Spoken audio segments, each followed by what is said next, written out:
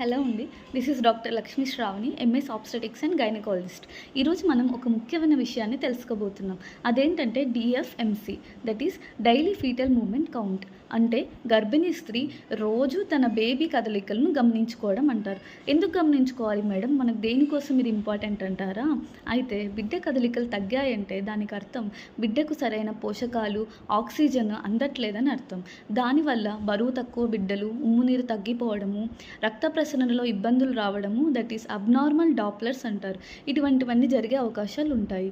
మరి ఏ టైంలో చూసుకోవాలి మేడం? పొద్దుననా, మధ్యాహ్నమా, రాత్రియా అంటే భోంచేసాక ఎడం పక్క పడుకొని లేదా విశ్రాంతిగా రిలాక్స్డ్గా కూర్చున్నాక 2 గంటల పాటు చూసుకోవాలి.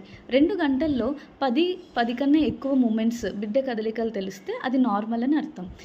కదలికలు అంటే జస్ట్ బేబీ కిక్ మాత్రమే కాదు. బేబీ ఇలా రోల్ అవ్వడము లేదా టర్నింగ్, పైనుంచి కిందికి ఇలా తిరుగుతున్నట్టు అనిపించడము, ఇటుపక్క కదలడము, అవన్నిటిని కూడా కన్సిడర్ చేసుకోవచ్చు.